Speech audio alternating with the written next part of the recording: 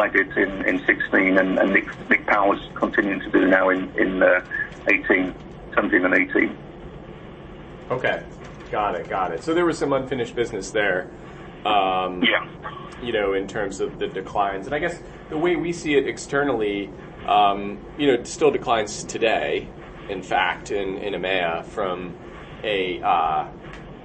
a volume point of view. So, I mean, the way we look at the business is we look at volume in terms of poundage sold, and then GP per pound, and so we track those things every quarter as far as we can see, and so those things are still declining in EMEA, but I guess we don't see is underneath that whether Focus Industries is growing versus the commodity business is maybe flat to down and Focus Industries is growing, because you get good GP is growing.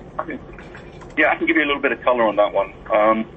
So one of the things that happened when Steve Newland came in June 2016 is that overnight, virtually, volume became a dirty word in Univar.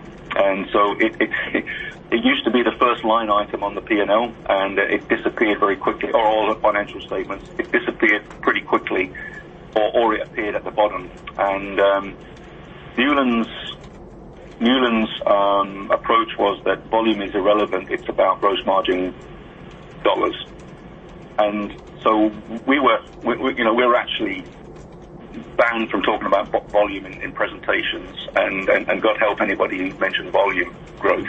Huh. And his main push was he felt rightly that Univar wasn't getting the value for the service they provide in many cases, and so he and the other thing he felt was, again, going back to Poly 1, that any business, regardless, and I'm sure some of this was him trying to provoke a reaction, but any business should be capable of generating consistent double-digit returns, and that was his experience of Poly 1. Well, and that was the message that he gave us. If you look at Poly 1, it took him several years to sort of establish that sort of trend, but he did it eventually. So he wanted to apply that logic that approach to Univar. And if you look at and the reaction really was one of disbelief, because if you look at the bulk of what Univar does, particularly at the time, it was bulk commodities, where you're delivering a commodity. In many cases, the pricing for that commodity is publicly available through indices and so on, and you're competing on a short-term basis for deliveries. So best you can do is make a sort of mid-high-digit single margin markup, not margin markup on a lot of these things. And so we were really scratching our heads thinking, gosh, how are we going to get double-digit margin on all of this business? And that was the discussion I was having with my team in EMEA at the time.